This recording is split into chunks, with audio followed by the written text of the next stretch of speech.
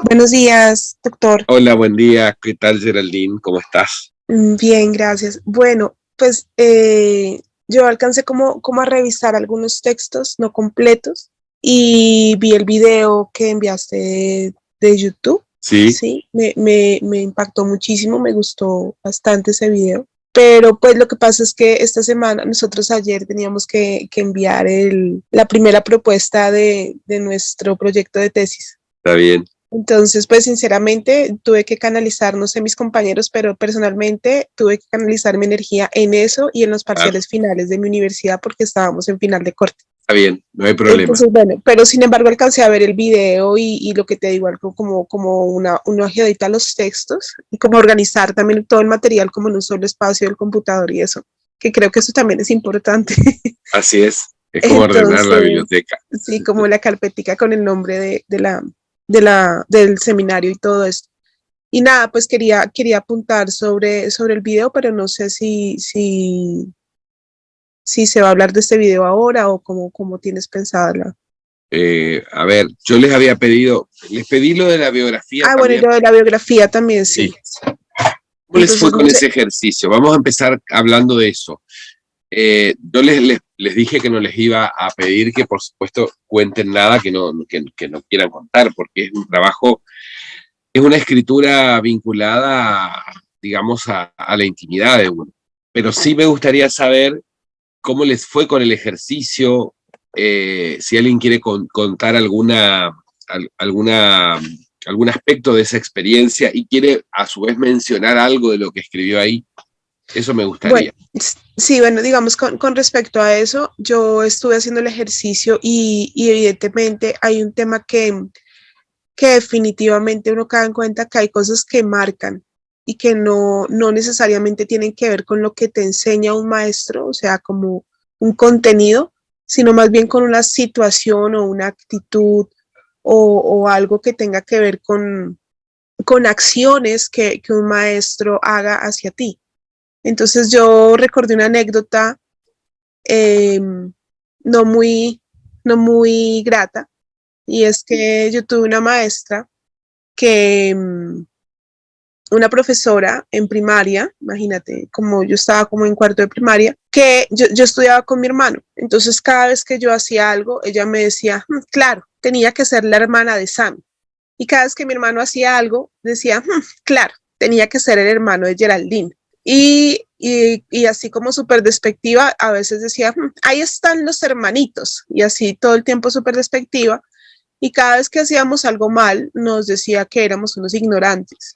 Usaba el término ignorantes. Gracias a Dios, mi mamá es pedagoga también. En ese tiempo, mi mamá apenas estaba haciendo su pregrado en licenciatura. Y cuando ella se enteró de eso, mejor dicho, revolucionó el colegio, mandó carta y bueno, y la paró. Entonces, pues fue bonito porque al fin de cuentas ella no logró generar en nosotros seguramente digo yo que ese tipo de acciones en un maestro generan mucha inseguridad en un estudiante, pero pues gracias a Dios como que la compañía de mi mamá y la presencia de ella hizo como que eso no afectara, sin embargo quedó el recuerdo, ¿no? Quedó el recuerdo. Entonces quería acotar como en dos cosas. Primero, como en las acciones que un maestro puede tener, porque mira que yo ni siquiera me acuerdo qué me enseñaba esa maestra, ni siquiera me acuerdo, ya voy, ni siquiera me acuerdo, ay, perdón, ya voy, ni siquiera me acuerdo de la, tengo hambre, ay, perdón, ni siquiera me acuerdo, ya voy a atender a mi bebé, pero bueno, quería como comentar eso y ya. Ahí me Profesor, escuchan. Sí, sí, sí, exactamente, no, lo sí. tenía apagado, doctor. Geraldine, bueno, ahora cuando se pueda conectar, justo su bebé la demandó un momento. Eh, sí, como ustedes pueden observar, hay experiencias muy tremendas cuando uno empieza a recordar y a escribir su propia biografía, ¿no? Ahora cuando vuelva vamos a conversar con ella. ¿Quién quiere continuar? Yo pues, Isabel, puedo, sí, sí. ¿sí?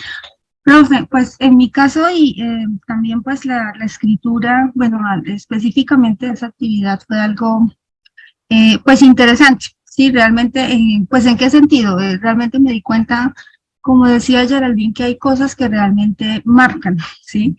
En mi caso me di cuenta que de hecho, eh, así como pues en el caso de ella, ciertas acciones, por ejemplo, en el caso que ella manifestaba esa parte negativa, en mi caso, recuerdo muchísimo a una profesora que muy por el contrario, siempre nos animó más bien como a luchar por, por nuestros derechos, ¿no?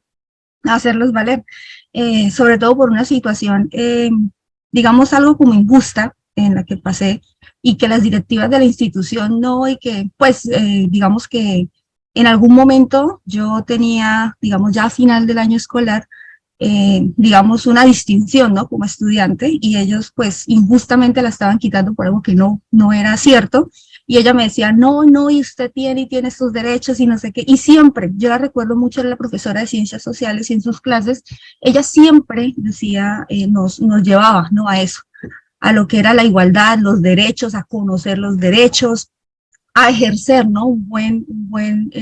Digamos, a ejercer, sí, una ciudadanía, obviamente, de lo que son nuestros derechos, la responsabilidad social, sí, muy específicamente, y también, obviamente, el conocer y no desconocer nuestros deberes.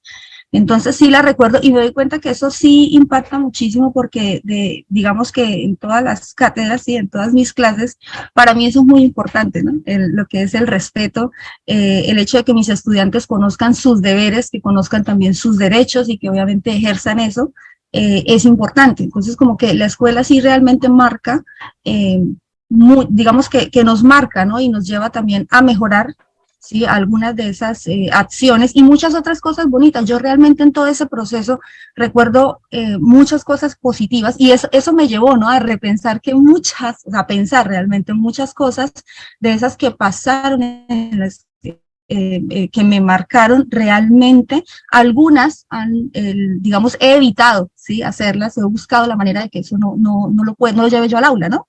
Entonces sí, el ejercicio realmente ha sido bien interesante.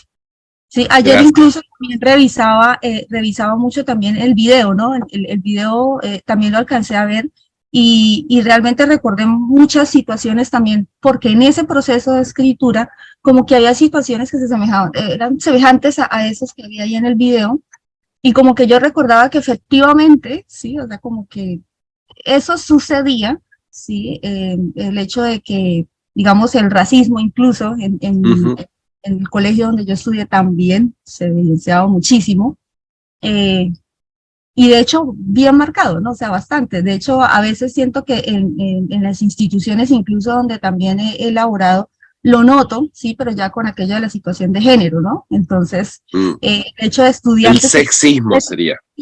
que tienen que retirarse porque la institución encima y todo lo que hacen, o sea, y realmente hay algo muy bonito en la última institución en la que estoy laborando, y es que sí, como docentes hemos hecho una lucha frente al derecho que tienen esos estudiantes, ¿sí? Y todos los estudiantes realmente, pero muy especialmente eso. Entonces sí, como que esa profesora muy especialmente marcó eso. Entonces, y todos, Sí, ¿no? sí. Realmente muchas otras cosas. Buenísimo, genial. Bien, gracias, María Isabel. ¿Quién quiere continuar? Yo estaba levantando la Vale. mano. Buenos días, profe. Hola, Ani. Sí. Perdón, que estoy con un poco de gripe y la verdad es que estoy bastante congestionada. Bueno, yo no tuve oportunidad de revisar los materiales porque he estado literalmente en cama y la verdad es que no tuve tiempo para hacer mayor cosa con lo que teníamos. Pero sí estuve reflexionando especialmente los primeros días de esta semana y escribiendo la biografía. A mí me pasó algo súper interesante. Yo nunca había hecho un ejercicio como este. Me declaro culpable. Nunca había hecho un ejercicio como este. Y me pasó algo interesante y fue que en los primeros años de mi vida, los primeros 12 años de mi vida, me costaba mucho trabajo separar mi historia familiar de mi historia personal, de mi historia académica, de mi vida en la escuela, y ya les cuento por qué. Primero porque yo tengo una hermana que tenemos 3 años de diferencia nada más, y ella siempre estaba en la escuela conmigo. Mi mamá era maestra de la escuela primaria a la que yo asistía. Entonces, adicionalmente, mi papá siempre estuvo como muy presente en los procesos relacionados con la escuela porque él tenía, o sea, para él era una prioridad el tema de la educación, entonces él estaba súper pendiente de todos los procesos. Entonces, el vínculo entre la casa y la escuela era como que difícil de desdibujar en mi caso, por lo menos. En mi caso era súper difícil de desdibujar. Y sí tuve muchísimo apoyo en muchísimas etapas o sea, en esa etapa específicamente fue como muy difícil escribirlo, porque no lograba, no quiero entrar en temas obviamente personales que sí escribí en la biografía, pero no, era como muy difícil separar los temas familiares de lo que estaba pasando en la escuela a lo largo de la vida. Ya después en el preuniversitario, yo soy cubana y yo me fui a estudiar a un pre de ciencias exactas internado. Etapa de mi vida que odié, dicho sea de paso. El estar internado era como estar en la cárcel, independientemente de que el nivel educativo era muy alto, pero era como estar en la cárcel. De verdad, yo no puedo hacer un paralelismo con otra experiencia que no sea esa. Tú tenía que salir cada 11 días de la escuela. La alimentación, se podrán imaginar, en Cuba siempre ha habido problemas de alimentación. Imagínense en un preinternado donde los adolescentes estamos en una edad en la que no queremos comer el mundo, literalmente. Entonces fue una etapa súper difícil. Y hay una persona que marca de forma importante esa etapa de mi vida, que era mi profesora guía. Fue mi profesora guía durante los 3 años. Yo no sé si existe esta figura de profesor guía en otros países de Latinoamérica. Creo que en Ecuador se llama profesor tutor. No sé si Sí, en Argentina también, pero depende del lugar, sí. Ajá. Entonces, a mí me pasaba algo con ella. Nos estábamos peleando todo el tiempo. En serio, era así como, era una relación súper beligerante. Todo el tiempo nos estábamos peleando, pero yo ya debo decir que yo odiaba estar ahí. Entonces nos vivíamos peleando todo el tiempo. Y nunca me olvido que ya cerca de finalizar el último año de estudio, ella mandó a venir a mi papá, que dicho sea de paso, todo el mundo lo conocía en la escuela porque iba siempre, imagínense que en aquel entonces mi papá tenía una moto y él pitaba 2 veces abajo del edificio y todo el mundo salía a saludarlo, o sea, ya literal era el más conocido del colegio, pero bueno, llamó a mi papá y yo pensé que le iba a hablar súper mal de mí porque era lo que yo esperaba realmente. Realmente era lo que yo esperaba porque siempre estábamos peleando. Y bueno, nada, cuando mi papá salió de hablar con ella, mi papá era muy exigente conmigo, muy exigente conmigo. Recuerdo que me dijo que se había sentido muy orgulloso, que yo siempre lo hacía sentir muy orgulloso, pero que en esta oportunidad se había sentido muy orgulloso de ver el cariño que sentía esa profesora por mí y de ver cómo ella, cómo yo había ido logrando crecer a lo largo de la estancia en este lugar, que fueron 3 años de estudio allí. Yo en serio dije, ¿en serio? O sea, ¿será que lobotomía? Porque literal nos estábamos peleando todo el tiempo. Pasaron muchos años para que yo pudiera entender a Marlene. Marlene se llamaba, todo el mundo le decía Marlene. Pasaron muchos años para que yo pudiera entender a Marlene y nuestras peleas. Y cómo nuestras peleas, en serio, me salvaron de haber cometido el peor error, que era haberme retirado de esa escuela, que además era horrible, pero era donde mejor yo podía formarme, donde estaban los mejores profesores de la provincia y donde yo creé las bases para poderme formar como profesional. Yo agradezco mucho mi vida en la universidad y fue muchísimo más llevadera, más agradable, tal vez una experiencia más hermosa, pero ahí estuvieron las bases. Y si no hubiera sido por Marlene, yo me hubiera rendido. Si no hubiera sido por las peleas con Marlene, yo me hubiera rendido. Entonces, creo que tuvieron que pasar muchos años y muchas cosas en mi vida para que yo entendiera el papel que tuvo Marlene en esa etapa de mi vida. Y ahora tenemos una comunicación, yo ya no vivo en Cuba, ya vivo en Cuba todavía, pero es impresionante cómo nosotros todavía tenemos un grupo con los chicos que formaban parte de ese grupo, estamos regados por el mundo. Me imagino que la mayoría sabe que la migración en Cuba es un fenómeno de todos los días, entonces obviamente chicos de ese grupo hay en los países que no se pueden imaginar. Entonces tenemos un grupo en Facebook que lidera Marlene y mantenemos una comunicación con ella casi familiar. Entonces, nada, es una parte bonita de la historia, que es la primera vez que pongo sobre papel. Entonces, nada, agradecerle por hacerme pensar en esa etapa de mi vida, que aún creo que tengo que entender todavía muchas cosas y solucionar incluso muchas cosas de esas etapas de la vida. Nada, gracias. Gracias, Ani, gracias a vos. Es hermoso lo que contás. Claro que las instituciones de encierro son eso, o sea, Foucault las define justamente como instituciones de encierro a las escuelas, a las cárceles, a los internados, a las fábricas. Digo, hay un modo de producción de subjetividad en esas instituciones. Y bueno, más allá del contexto, decís, bueno, además en Cuba, donde se agudizan ciertas cuestiones o ciertas problemáticas, pero sin embargo esto otro, ¿no? Y ahí me parece interesante, es precioso lo que decís porque además recupera la figura de un maestro memorable, en este caso de una maestra memorable, ¿sí? Y ahí quizás el título del trabajo que puedas escribir como homenaje a ella pueda ser Marlene y el internado, ¿no? Hay que empezar a escribir eso porque yo siento, sí, no soy psicoanalista, no soy psicólogo, no es esa mi formación y tampoco me interesa ir por ahí, pero sí cada vez pienso un poco más esta idea de que uno no puede dar lo que no tiene, ¿sí? Y si uno no tiene este proceso de deconstruirse, de hacer este autoanálisis, de revisión, es imposible que después pueda generar procesos en torno de lo que nosotros estamos intentando construir con ustedes, que van a ser doctores para transformar la educación, ¿no? Así que insisto que es precioso lo que contás y que, bueno, que bien merece Marlene mis respetos y mis saludos cuando puedas, se lo transmitís, pero además que puedas escribir algo que pueda socializarse en el mundo académico recuperando esa historia de un modelo de escuela, ¿sí? De un modelo de escuela, un modelo de encierro o una escuela vinculada a un modelo de encierro con todas sus características. Cuando veas los textos ya te vas a dar cuenta por qué te estoy diciendo esto. Sin embargo, ahí este ser, esta persona, esta maestra memorable. Así que gracias, Ani.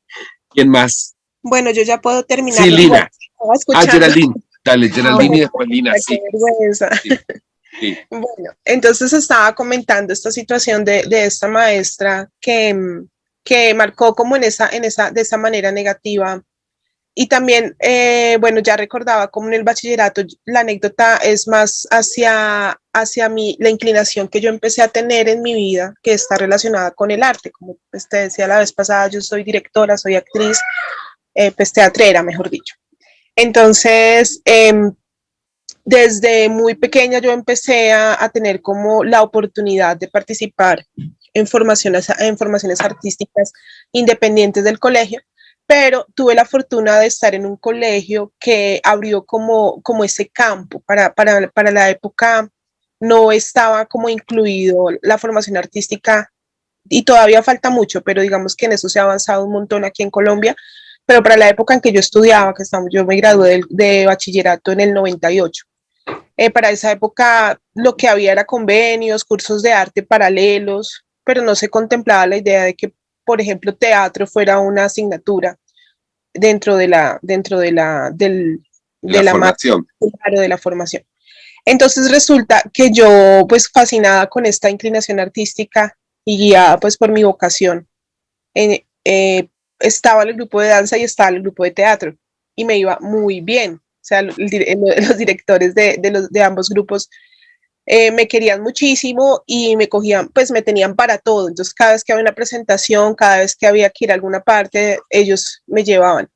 Y eso hizo que yo, cuando estaba en 10.º grado, yo no podía asistir a clases prácticamente, porque siempre estaba que el festival de acá, que la presentación de allá. O sea, empezó como un auge y un movimiento con estos dos grupos porque empezaron a funcionar muy bien. Entonces nos invitaban a muchos eventos y a participar en diferentes actividades, y eso hizo que yo faltara muchísimo a mis clases de física, química, y yo tenía permiso. Obviamente en el colegio se gestionaba el permiso, pero resulta que cuando se acabó el año, yo perdí el año. Yo perdí el año porque los profesores de física, química y la profe de trigonometría, o sea, las tres materias como las tres materias fuertes de décimo, pues como que se pusieron de acuerdo y dijeron, no, ya no va a pasar. A pesar de que yo, o sea, yo faltaba a las clases, pero yo recuerdo que yo era muy juiciosa y yo sí entregué todos mis trabajos y eso. Entonces, nada, pues yo había perdido el año y recuerdo que el rector del colegio, recuerdo muy bien que esa vez, el mismo rector del colegio, en un consejo académico, ya mandó a llamar a los tres profesores y les dijo, ustedes me hacen el favor y dejan pasar el año a Geraldine, porque Geraldine lo único que ha hecho es representar este colegio en todas los lugares donde se ha podido y ha dejado el nombre del colegio en alto. Entonces me hacen el favor y no sé cómo van a hacer, pero Geraldine no pierde el año por las inasistencias. Entonces lo que hicieron en ese momento fue, existía como un tema ahí de promoción, no sé, bueno, total fue que a mí me tocó, me acuerdo mucho que me tocó estudiar todas esas vacaciones, o sea, yo no tuve diciembre, yo no tuve enero, tuve que llegar a 11 a presentar todas las validaciones de esas asignaturas. Entonces yo pensaba, y bueno, logré pasar finalmente, pero no entendí, o sea, no entendí nunca la postura de los maestros, porque yo decía, en ese tiempo, vuelvo y digo, o sea, ya hoy en día hay como una comprensión mayor, y ahora pues que soy especialista en arte y que tengo como toda un recorrido en esto, pensaba un poco en cómo los docentes ignoran esa parte tan fundamental del arte y cómo, por ejemplo, un profesor de trigonometría hacerme perder trigonometría porque según él yo no estoy pensando matemáticamente, ¿sí? Cuando bailo o cuando actúo, ¿sí? Entonces, no tener esa capacidad de visión holística de muchos maestros a veces también, y lo que hablaba la compañera ahora que la estaba escuchando, ya hablaba de cómo se van generando con las particularidades, que es algo que también me gustó mucho que habla el video, como cuando se presenta una particularidad, es decir, un estudiante diferente al modelo al que un maestro está acostumbrado, el maestro muchas veces no tiene la capacidad de abrirse, ¿sí? Y, y tratar de entender la forma de ser de su estudiante. O sea, no se trata de imponerle al estudiante y que los estudiantes se vuelvan como robots, sino que de verdad escuchemos qué va a ser quién es ese estudiante, o sea, cuál es su esencia y trabajar con la esencia de él, porque evidentemente, pues yo no me volví ni profesional en química, ni profesional en física, ni matemática, soy artista. Entonces, ¿por qué no escuchar la sensibilidad de un estudiante y por qué no trabajar con lo que él trae, que creo que es la propuesta de la pedagogía moderna, ¿no? Entonces, esas dos experiencias creo que fueron las que más me marcaron. Desafortunadamente no son 100% positivas, pero sí dejan, en cierto modo sí, porque ya ahora, como lo decía la compañera que habló después de mí, son cosas que le quedan a uno como reflexión y ya son cosas que uno como maestro dice, bueno, a mí no, así como cuando uno de papá dice, bueno, yo quiero que mis hijos tengan lo que yo no pude, entonces como que de docente uno dice, yo quiero que a mis estudiantes no les pase lo que me pasó a mí. Entonces uno trata como de no incurrir en los mismos errores y creo que en ese sentido son experiencias que fueron positivas, porque uno las logra transformar en eso. Y ya. Gracias, Geraldine. Bueno, sí. Una experiencia que va como a contrapelo de lo que contaba Ani, en este caso, también de cómo las instituciones educativas, que en otro tiempo fueron aún más autoritarias, y que, bueno, ese autoritarismo se expresaba de esta manera, ¿no? Por suerte ahí hubo un rector que pudo mediar la situación. Bien, Lina, ¿cómo estás? Buenos días, bien, profe, gracias. Bueno, pues como para complementar y para contar algo así como con lo que estamos, durante mi... ¿Ahí me escuchan bien, profe? Sí, no, pero María Isabel dice, de hecho, aún se presentan, y sí, efectivamente. Yo nunca fui una estudiante muy aplicada, más bien yo era como la estudiante problema, ¿sí? Como esta estudiante que la mamá tenía que estar visitando el colegio día por medio. Yo pasé por varias escuelas y por varios colegios, tuve 4 escuelas, 4 colegios.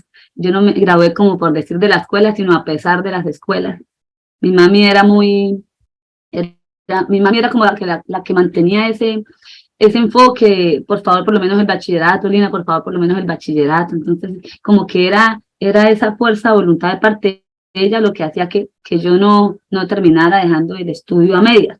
Pero fue un proceso complejo porque, como digo yo, 4 escuelas y uno la escuela la hace de primero a quinto, o sea, uno es muy pequeño, entonces ya viene uno con un, no por así decirlo un problema, sino como una rebeldía. Y en el bachillerato, que empieza uno a madurar, lo mismo, 4 colegios.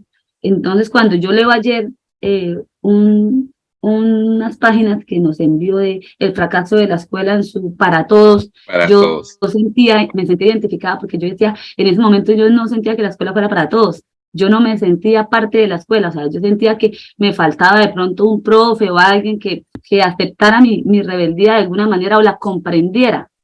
Porque durante todo el proceso de escuelas yo no tuve, de pronto, colegio, yo no tuve un docente que analizara esa personalidad rebelde que tenía ese estudiante y que me dijera, bueno, eso es normal, eso no hay problema, eso se puede trabajar de esta manera. No, yo cuando estuve en cuarto primaria, creo que es la única profe memorable que yo recordaré, la profe Gilma. En cuarto primaria estaba súper chiquitica, entonces ella veía que dentro de clase yo me distraía mucho, no prestaba atención, hacía todo menos lo que tenía que hacer. Entonces ella vivía en el barrio y me decía, Linita, vamos a hacer una cosa, ve para la casa, cuando terminemos la escuela vas para la casa, almuerza y a las 2 de la tarde nos vemos en mi casa.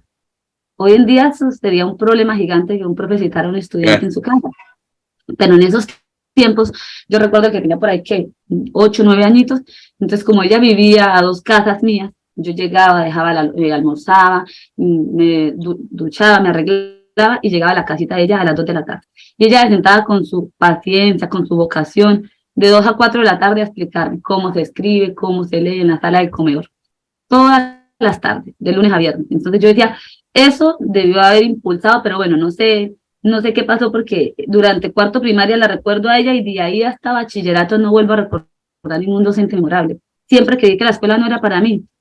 Entonces, cuando yo empiezo una ingeniería que no tiene nada que ver con la educación y termino trabajando en un instituto, en un colegio, solo con dictar la primera clase, yo digo, creo que esto es lo mío, la educación es lo mío, me encanta. ¿Por qué? Porque cuando entro a clase veo tantos estudiantes como Lina María.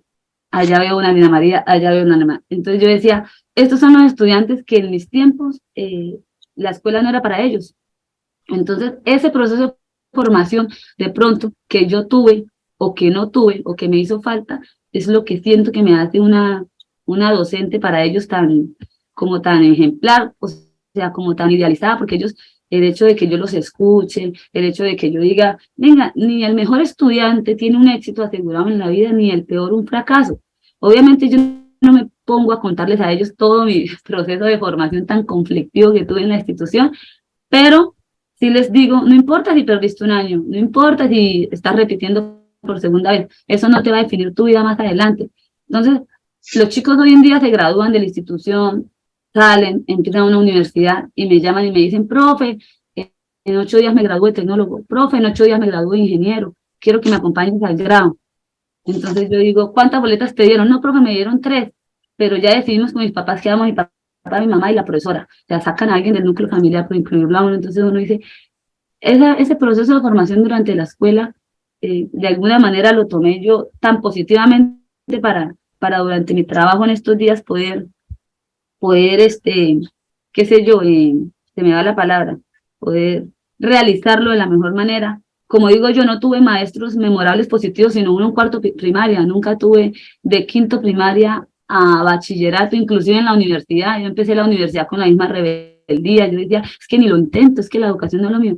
Y ahorita hoy en día tan enamorada que estoy de la educación, o sea, ahorita que voy a hacer una maestría en educación para complementar la ingeniería, que voy a hacer un doctorado en educación para ver qué más le puedo aportar yo a mis estudiantes, como ese proceso de maduración que va teniendo el estudiante, a pesar de no haber tenido de pronto tantos docentes memorables en la infancia, como fue mi caso, ¿sí? Porque los chicos tienen el pensamiento de, no, si es profesor es porque fue excelente estudiante. O sea, los profesores no perdimos años, pues, como decía Geraldine, ella perdió un año y eso no le limitó nada. Entonces, todos creen que porque uno es docente, uno de pronto fue una pilera en el colegio y no, pues a mí me pasó todo lo contrario, pero esa es mi experiencia y quería compartirla. Muchas gracias.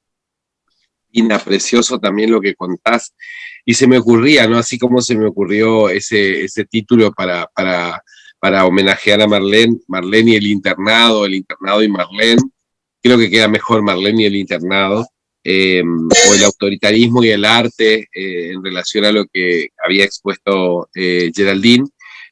Hay una frase que vos repetiste varias veces, que yo tomé nota recién, y es: siempre pensé que la escuela no era para mí. Esa es toda una definición, Lina, y creo que tenés que escribir sobre eso, ¿sí? Hay que empezar a escribir estas cosas, ¿saben? Insisto en este concepto: nadie puede dar lo que no tiene, y además lo que no se asume no se resuelve, lo que no se asume no se redime, diríamos. Bien, Adriana y después Julio. Gracias, profe. Por favor. Hola, Muy Adriana. Profesor Daniel, Sí. primero agradecer ese ejercicio de esa biografía escolar, por eso reflexivo y histórico que hace uno. Realmente afloran muchas situaciones que uno creía ya olvidadas. Y voy a empezar por una anécdota personal de esta semana relacionada precisamente con este ejercicio, porque desde mi labor como directiva docente soy coordinadora académica y estamos haciendo el cierre del primer periodo, y ya haciendo un primer balance de esos resultados, pues eran desalentadores. Y entonces les manifestaba el ejercicio que había hecho para esta materia, para este seminario, y lo que me había hecho pensar en esos maestros que de verdad trascendieron en mi vida y dieron de alguna manera línea para mi orientación profesional, y de igual forma aquellos que definitivamente marcaron de manera negativa y que por mucho tiempo de alguna manera rechacé esa línea de educación. Entonces les dejaba una frase al final de que ¿cuáles maestros quieren ser ustedes? Los que los estudiantes recuerdan, los que edifican, los que motivan, los que de alguna manera influyen de manera directa en decisiones importantes en la vida, o aquellos que uno no quisiera ni recordar y quiere dejarlos en ese anaquel para no de alguna manera volver a revivir esos momentos dolorosos. No volver a sufrir, para no volver a sufrir. Esos momentos dolorosos. En ese sentido, pues tuve una reacción bastante favorable frente a esa pregunta que les dejaba al final de la reunión esta semana. Y yo les dije, los invito a que hagan este mismo ejercicio. Si bien es cierto, no lo van a hacer buscando el cumplimiento de pronto de una tarea, porque inicialmente fue como una tarea, pero de verdad que lo que ha hecho en mí estos días y para mi trabajo ha sido bastante importante. Entonces, bueno, entro un poco como a mi historia escolar. Primero, pues mi padre siempre fue el que proveyó todo en mi casa. Entonces, donde él laboraba teníamos que ubicarnos, y en ese sentido tuve que emigrar en mi nivel de primaria a varias ciudades y siempre tener que salir y volver a iniciar un proceso de adaptación con nuevos maestros, nuevos compañeros, no fue sencillo. Pero recuerdo también el quinto de primaria a un profesor, Plutarco Rojas. Él tenía una discapacidad física, las muletas, y primero lo difícil fue que en ese municipio no habían sino dos escuelas. Una escuela se llamaba Escuela Urbana de Niñas y la otra se llamaba Escuela Urbana de Varones. Y cuando yo llegué, porque llegamos un poco tarde en razón al trabajo de mi padre, ya en la Escuela Urbana de Niñas no había cupo. Entonces me dijeron, tiene que ubicarse en la Escuela Urbana de Varones, allá hay niñas. Y oh, sorpresa, que cuando yo llego a la escuela, pues realmente era, al menos en mi salón, era solo yo. Y en el colegio, pues yo creo que habrían conmigo 11, 12 niñas en ese momento, porque todas las otras niñas estaban focalizadas en la otra escuela. Y siempre el trato con nosotros, por más de una, sobre todo maestra, era muy rígido. Y cualquier actitud de nosotras era mal visto, era señalado, era muy marcado, era bien, llamaba muchísimo la atención. Desde el coordinador todos tenían ese mismo trato y yo lo sentía.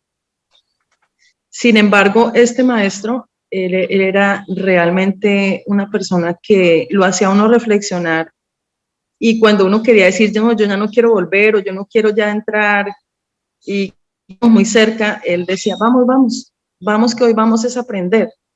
No tienes que olvidarte de todo lo que esté pasando por fuera, pero vamos es a aprender. Entonces él me llevaba, a mí me gustaban los cuentos, él me llevaba lecturas a mí de manera particular, me prestaba libros de él, y después hablábamos en el descanso, entonces yo ya lo buscaba permanentemente en los espacios que habían libres, o al finalizar, cuando salía, yo ya me quería ir caminando hacia el barrio donde estábamos los dos ubicados para empezar a hablar sobre esos temas que yo estaba leyendo. Entonces fue muy importante lo que él hizo conmigo. Y cuando ingresé a la secundaria, llega un maestro que me orientó prácticamente toda la secundaria, ciencias sociales. Era extremadamente rígido desde su actitud, de la voz, era bien interesante. Pero recuerdo mucho que en ese entonces nos pedían que elaboráramos, no eran áreas sociales como áreas, sino que estaban diferenciados historia y geografía, y él nos daba historia. Entonces elaborábamos... Marcela, tu micrófono hay que mutearlo, a ver, perdón. Tranquila. Gracias. Elaborábamos, permanentemente nos ponía a hacer mapas de cómo iban cambiando a través de la evolución, pues los distintos continentes, y bueno, hasta que llegábamos un poco más a la historia de Colombia, y él nunca nos dio una orientación de cómo hacerlos, pero recuerdo que uno los tenía que hacer con tinta china y se demoraba uno en unas eternidades elaborándolos para entregarlos, y si usted le echaba un tono azul a cualquier parte interna de ese país o de ese departamento, él le arrancaba a uno la hoja y le arrancaba en el mapa y decía, se inundó Caquetá o se inundó el Huila, y le arrancaba a uno las hojas porque uno les aplicaba un color particular que él de pronto no compartía. Y todo ese esfuerzo que uno hacía era prácticamente en un segundo deteriorado, destruido. Y por eso yo le tenía una apatía desde que yo ya sabía que tenía esa clase esa semana o en ese día. A mí ya no quería nada, no, a veces no tenía como el interés por ir. Y la situación cambió fue ya cuando estaba terminando el bachillerato, que tuve la posibilidad de que por fin llegara otro maestro a darme una visión distinta de la parte histórica, y pues afortunadamente, si no me hubiera traído conmigo esa misma situación. Pues por mencionar tan solo algunas cosas de esa biografía, porque me quedó bastante extensa. Y otra cosa que me gustaría traer a colación con relación al video, precisamente, y cuando lo decía Ani desde su experiencia en Cuba, yo tuve la posibilidad de visitar Cuba hace 6 años, precisamente desde mi proceso de maestría para socializar los resultados de la investigación, y me encuentro que era como retroceder en el tiempo, el de cuando llega el maestro y todos los niños se levantan y hacen una rima al tiempo relacionada precisamente con la parte de la revolución, y se sentaban, y el maestro titular y el maestro auxiliar en la misma aula, ese respeto con el que se puede dirigir a alguien es para pedir la palabra, era como algo muy rígido, muy rígido. Y yo empecé a observar eso, y yo decía, uy, fue retroceder en el tiempo cuando yo estaba de escolar. Yo me parece que aquí no hubiese pasado el tiempo, que yo estaba nuevamente de 12, 13, 14 años. Esa fue la primera situación con la que me relacioné. Y tener la oportunidad en este instante de poder comparar ese proceso evolutivo que vivió Argentina de la escuela y de alguna manera Colombia, con no tan una historia tan larga, sino desde la historia personal. Y yo decía, mire cómo separaban aún en mi tiempo los niños de las niñas. Jamás reflexioné al respecto. O el autoritarismo en ciertos tiempos, en ciertos momentos de esta historia colombiana. Realmente ha sido bastante interesante, yo le agradezco mucho y me ha parecido que la manera en cómo ha desarrollado sus clases va a dejar en mí muchas cosas, que creo que es lo más importante de todo. Muchas gracias, profesor. Adriana, gracias a vos, gracias por ese concepto. Me encantó la historia de Plutarco Rojas, porque además es un nombre muy de mucha presencia, como maestro memorable, y creo que podrías a partir de él escribir o reescribir, digamos, porque, a ver, ¿qué es lo que estoy diciendo? Usted escribió una biografía, pero no sé si esa biografía ustedes tienen ganas de compartírsela a todos, pero sí podrían hacer como cortes de esa biografía y tomar estas cosas que están diciendo, ¿no? Por eso. Julio. Buenos días. Día, buen día. A ver, el ejercicio yo lo hice pensando en algunas etapas. Son muchas las historias que uno podría recorrer, ¿cierto? Creo que el ejercicio sirve para echar a andar la memoria y relacionarla con la práctica que uno tiene hoy día como docente. Y con las prácticas también de tus compañeras y compañeros docentes. Uno empieza a observar aquello. Primero, plantear que la historia escolar mía estuvo marcada básicamente por la persecución, por la dictadura militar, donde tuvimos que, por razones de seguridad familiar incluso, trasladarnos a varias ciudades y tratar de pasar lo más desapercibido posible en cada escuela por la persecución política, ¿cierto?, de la dictadura militar de Pinochet. Eso básicamente, por lo cual, también por razones de seguridad, siempre tuve a mi madre presente. Mi madre es profesora y siempre estuvo, por razones de seguridad, con nosotros tres en todas las escuelas donde nosotros teníamos que estar o donde ella tenía que estar.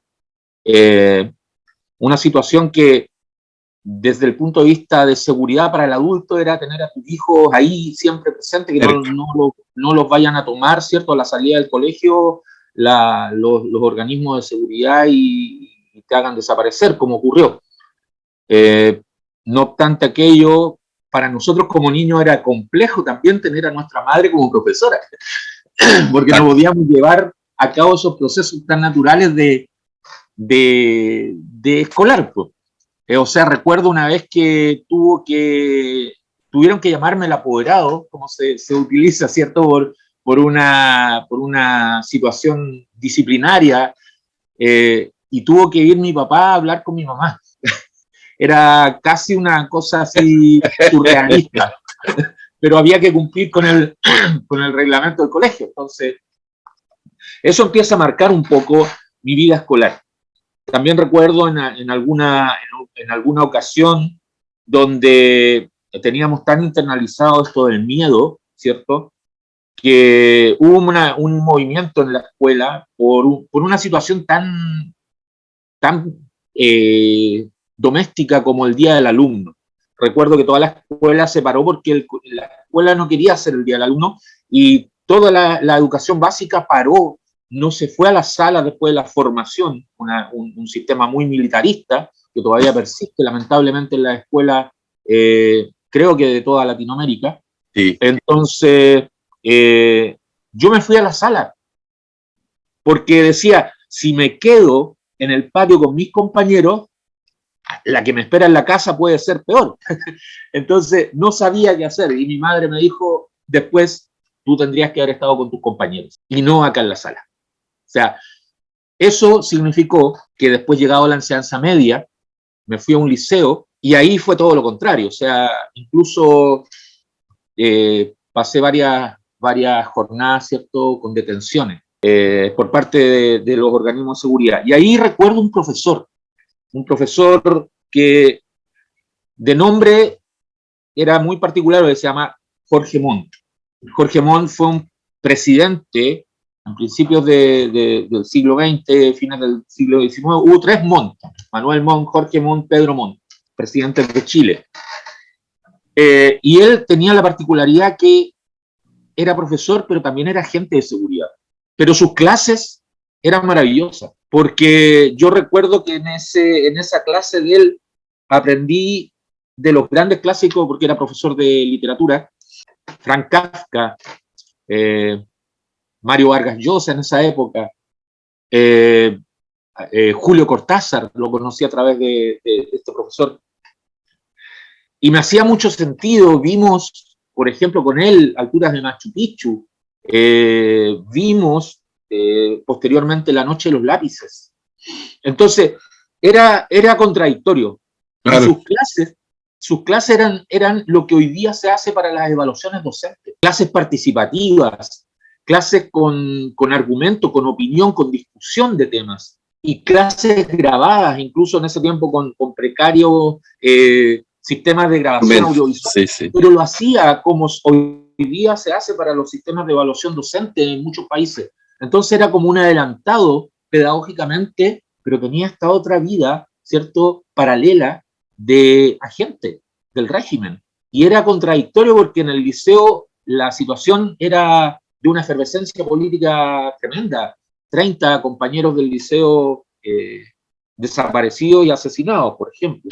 Entonces, yendo a esa historia, empecé a recordar todas esas situaciones. Y hace poco, y yo lo conté el otro día, mi hija me dijo una frase que a mí me hace mucho sentido y que debería ser lo que ocurra siempre, que es: en mi escuela siempre pasan cosas, todos los días pasan cosas. Y ahí lo relaciono, ¿cierto?, directamente con una frase que le escuché a la directora precisamente de la escuela donde está mi hija ahora, y que dijo ella en una ocasión: la educación básica debiera ser la etapa más hermosa que recuerde todo ser humano en su edad adulta. Y eso a mí me hace mucho sentido, que nosotros como docentes, y ojalá la educación, y sobre todo la educación primaria y la educación básica, sea esa etapa de la vida de cualquier y de todo ser humano, que en definitiva sea la más feliz que recuerde, porque eso va a significar tener seres humanos adultos felices, satisfechos, contentos y no frustrados, violentos y con alguna situación, ¿cierto?, que haga tener una sociedad que repita cánones que ya es necesario ir desterrando. Eso es como lo que surgió en estos recuerdos que usted nos hizo traer a la memoria. Muchas gracias. Julio, también hermoso lo que decís, lo que contás.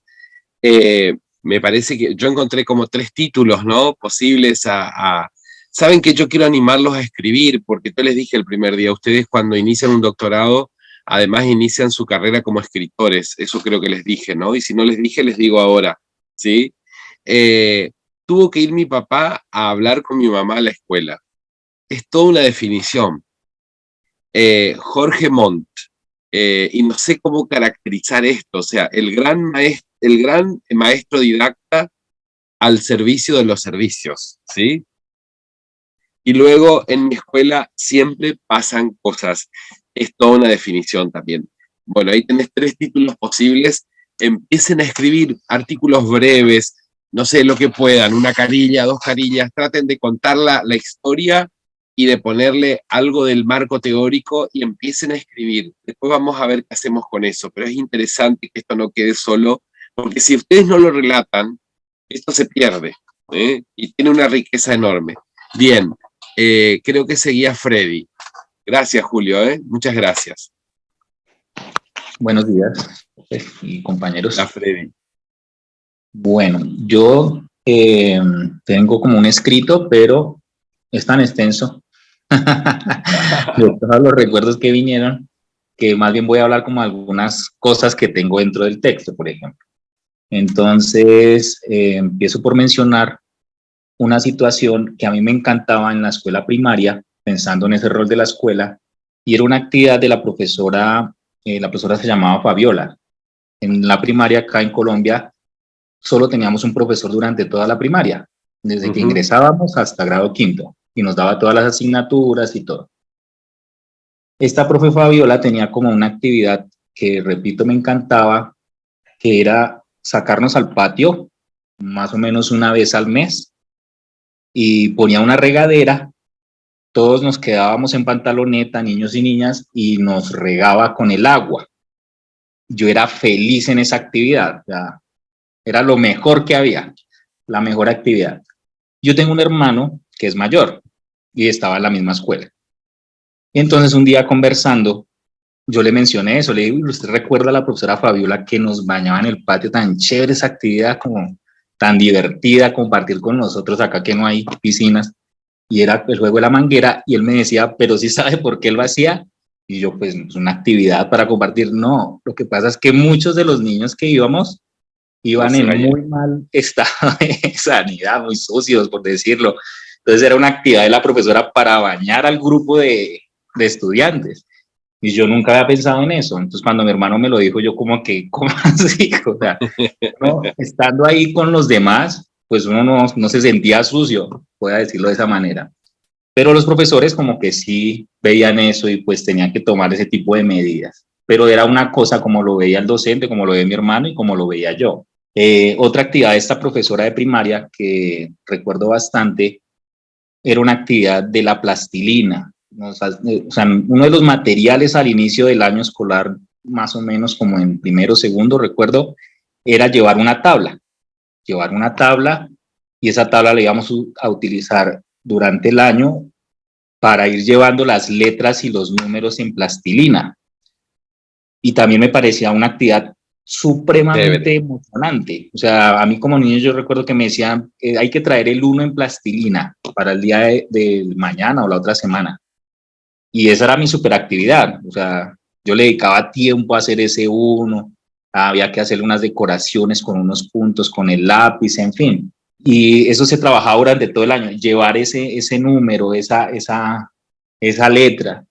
Y pues después yo digo, bueno, ahorita mirándolo como docente, ese sentido didáctico, como bueno, estamos en el reconocimiento de las letras, pero a mí me encantaba, era el ejercicio de la manipulación con la plastilina, que de una u otra manera debe haber sido muy significativo para mi aprendizaje porque yo sé los números y sé las letras, pero digamos que era una forma de verlo diferente nuevamente. Recuerdo otra situación de la escuela que también entro a reflexionar y es la relación con mi mejor amigo del colegio. Entonces, mi mejor amigo, pues lo conocí en primaria y todavía hoy en día somos muy buenos amigos, aunque tenemos vidas completamente diferentes. Pero un día nos preguntábamos con él cómo resultamos siendo amigos. O sea, cómo resultamos en el colegio siendo amigos. Y después de pensarlo mucho, fue por la organización en el salón. Entonces yo soy de apellido Ávila, él era Alfonso, y en esa época el puesto era compartido, era un puesto pegado, como estilo, ¿cómo se llama? Una especie de escritorio pegado para 2 estudiantes, y yo compartía el puesto con él. Un pupitre doble. Eso. Entonces, después de mucho pensarlo, la razón por la que seamos amigos en realidad fue esa ubicación escolar en ese momento por los apellidos. Y a partir de eso, pues quedamos amigos. Recuerdo el paso de la primaria al bachillerato como un choque para uno como estudiante gigante, por lo que mencionaba la profesora Fabiola toda la primaria, y luego entra uno al bachillerato con muchos docentes, con muchas formas de hacer su explicación, sus asignaturas, y lo recuerdo como un choque gravísimo. O sea, yo no podía con toda esa situación. Era muy difícil manejar se hacía como el ejercicio de tratar de hacer feliz a cada profe. O sea, a para que me evalúe, yo tengo que hacer esto. Pero a tengo que hacer una cosa diferente para que él vea que estoy bien. Y a otro, o sea, como... Era un estrés permanente.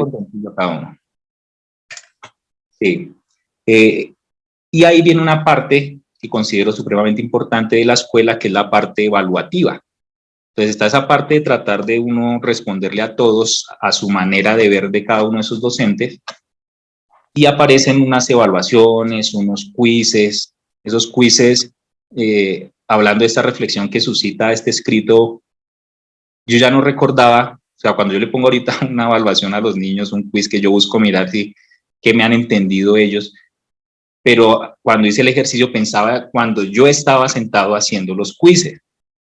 Y era una situación estresante, de nervios, o sea, un nerviosismo tremendo, tratar de mirar al otro para tratar de pronto de copiar algo que yo no entendí.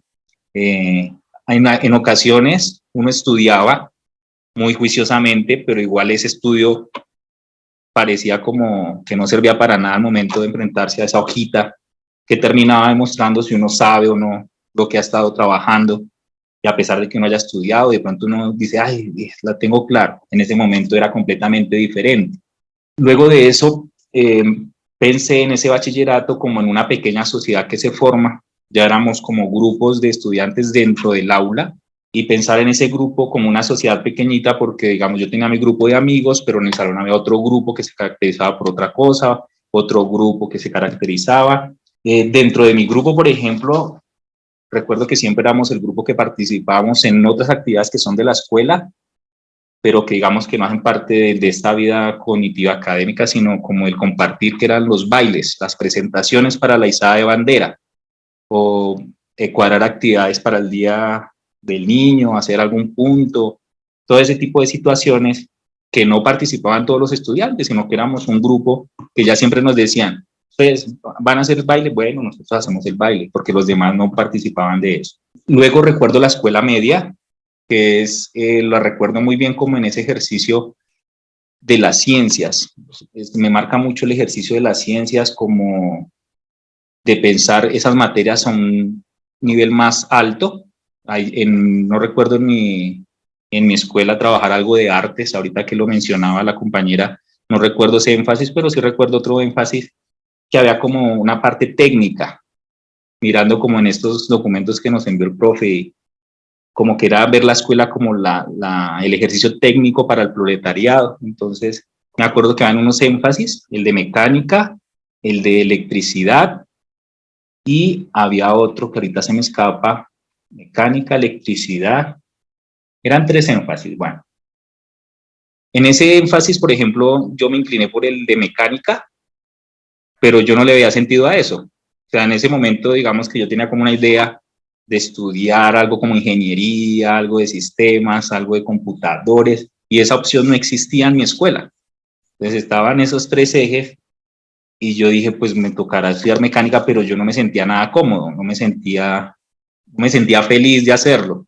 Entonces yo iba como forzado a esas clases, y es diferente pues el ejercicio emocional, o sea, porque no me sentía cómodo, no me sentía como que esto me iba a aportar a nada, y otra parte era la responsabilidad, porque yo daba cuenta de las asignaturas que allí se desarrollaban.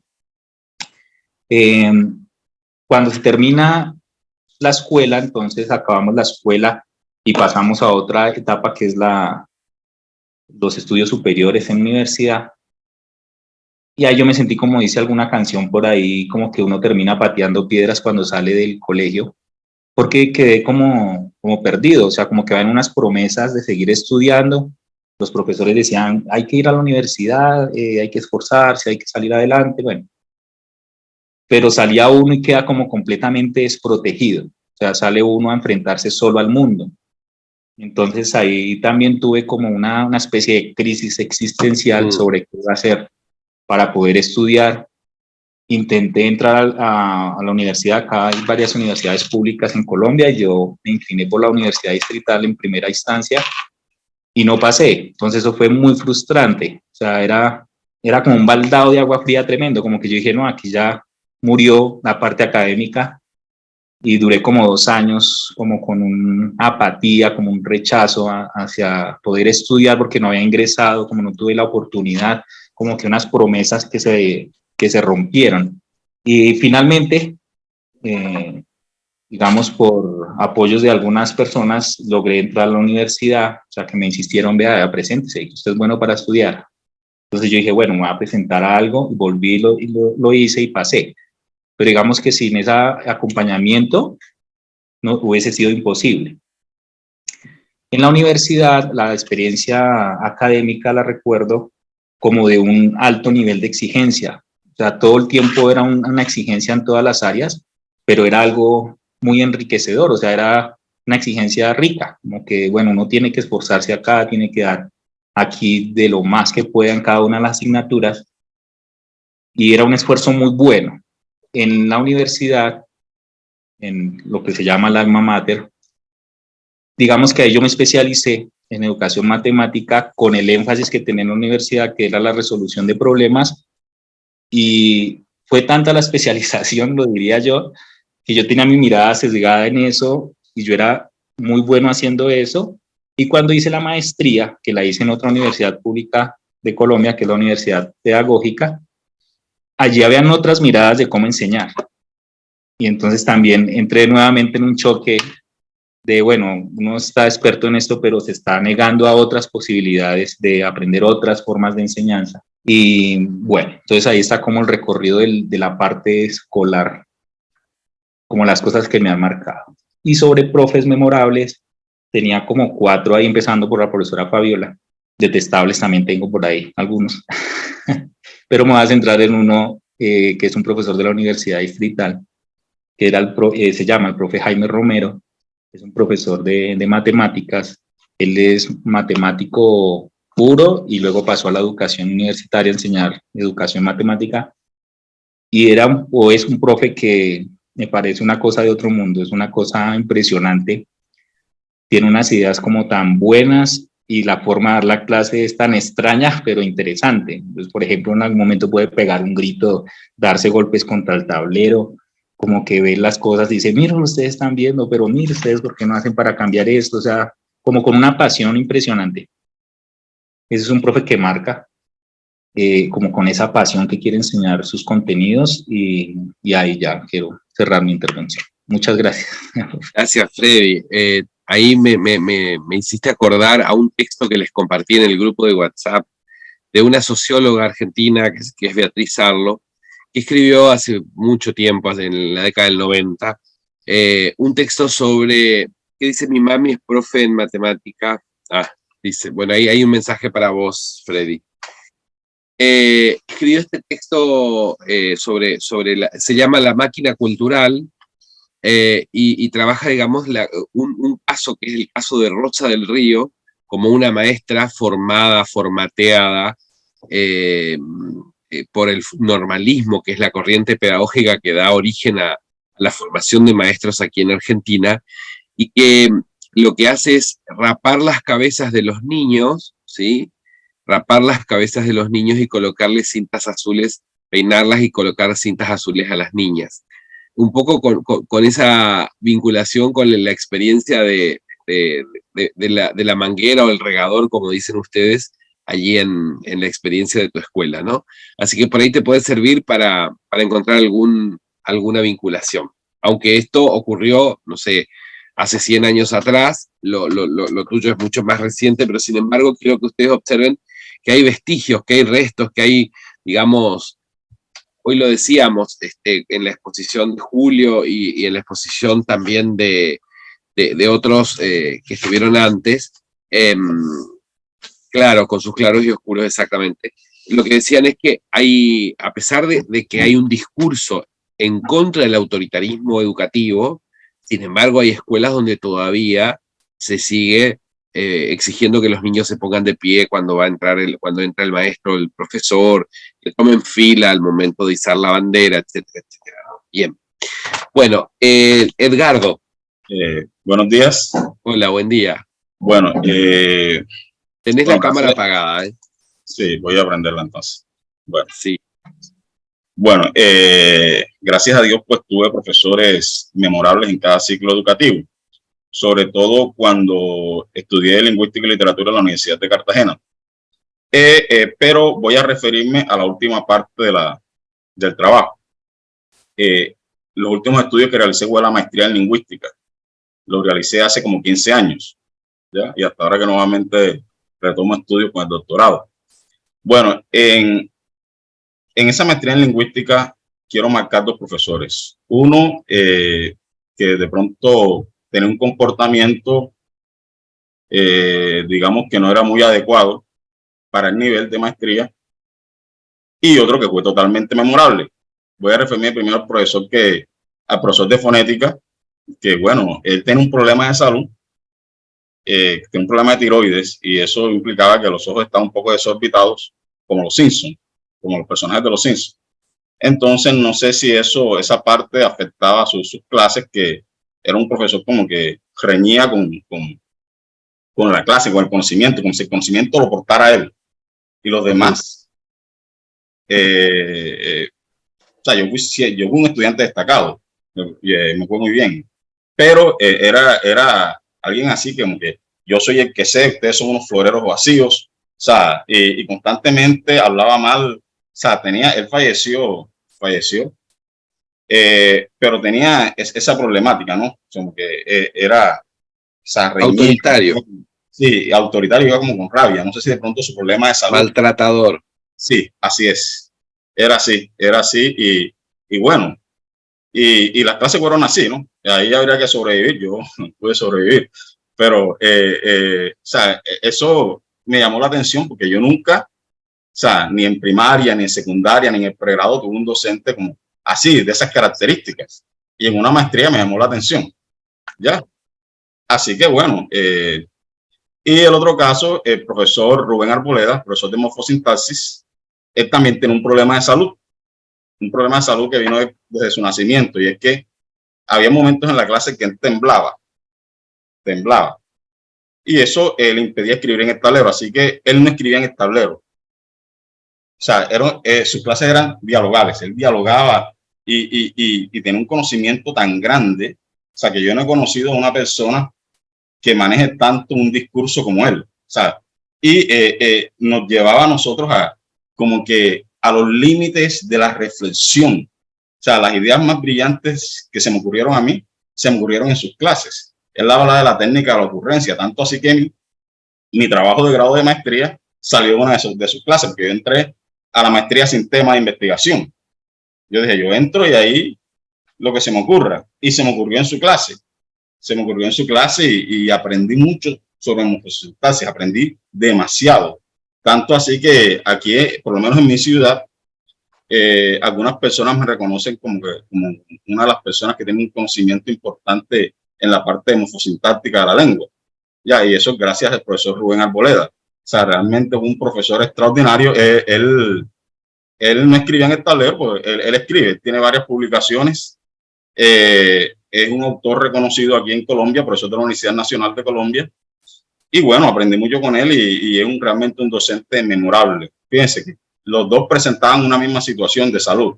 Uno maltrataba y el otro realmente un profesor con el que aprendimos mucho, y que eso no lo limitó, más bien exploró en la mente lo que no podía hacer en el tablero, en la oralidad, y hacía sus producciones escritas. Y con respecto a las lecturas, a los materiales, bueno, estuve explorando un poco este texto de la escuela como máquina de educar. Y bueno, si bien es cierto, ya la escuela está como algo dado y las personas lo ven como algo natural, pero eso tuvo una génesis. Y allí pues se señala que la escuela pues tiene un triunfo y se cimenta sobre ciertas prácticas, o sea, no parte del vacío, como el catequismo y como la educación profesional. Y que eso de alguna manera fue, digamos, eclipsando lo que fue la alfabetización en casa. Ya, así que la escuela realmente está arraigada en la sociedad. O sea, la sociedad de ahora no concibe la vida sin la escuela. Tanto así que aquí en Cartagena se presentó un problema de contratación pública y los docentes no entraron en paro, sino que no había asiadoras ni había vigilantes. Y eso implicaba que muchas instituciones no dieran clase. Y los padres de familia, esto se dio en las instituciones públicas, no en las privadas. Y los padres de familia, pues, criticaban esa situación, es decir, que ellos no consiguen la vida sin que sus hijos estén en una institución educativa. Eso quiere ser, y tengo muchas cosas que decir sobre mi infancia y todo lo demás, pero por asuntos de tiempo, pues, quiero quedar aquí. Gracias, Edgardo. Muy, muy interesante. También me parece que por ahí se puede cortar de lo que mencionabas en tu propia biografía y escribirle un par de páginas como homenaje a este maestro memorable que citaste, que es el profesor Arboleda. Ángela Fernanda. Buenos días, doctor. Buenos Hola, días, buen día. compañeros. Bueno, yo trabajo con el tema de la autobiografía y la biografía. Para mí tiene sentido y agradezco, valoro la posibilidad de hacer esta actividad, atención, como más que contar, digamos, Ángela, esos relatos autobiográficos que pues he Ángela, realizado desde hace 25 años cuando ingresé por primera vez a estudiar. En eso relaté a estudiar la licenciatura en educación, que ya algunos están en... Volví, qué pena. ahí está. Ahora sí, ahora sí. No sé por qué estos computadores siempre hacen magia en mí. Decía que agradezco el ejercicio. Yo siempre he considerado, y pues, digamos, desde que yo ingresé a estudiar la licenciatura en educación para la infancia, que es mi formación de pregrado, considero que el ejercicio de escritura autobiográfica es la tarea que uno siempre tiene que hacer por primera vez para poder ser maestro y reconocer también nuestras propias experiencias de vida. Así que, bueno, he estado reflexionando también sobre los textos y sobre todo en la invitación que nos hacen a escribir, y escribí lo siguiente. Reconocer la trayectoria de vida escolar implica para mí descubrir que esta vida sigue en tránsito. Cuentan mis historias apaisadas en algunos recuerdos, atravesadas en soliloquios y en uno que otro relato de intercambio con mis vecinos, amigos, colegas, con los niños, y descubro que la escuela está abierta. Dicen las historias que la magia por el encuentro, el juego, las conversaciones, las letras, los números, los mapas, las notas, las canciones, las aventuras, los pupitres, los cuadernos, los libros, los útiles, siguen vigentes. Dicen las historias que la escuela tiene un lugar, y he descubierto que ese lugar es mi propio cuerpo. La escuela está en mí, está en mi mente, está en mi corazón, está en mi acción cotidiana. Recuerdo que en mis primeras formas de pensar, yo era una viajera, me pedía siempre la ventana y mis ojos permanecían en una búsqueda incansable del infinito.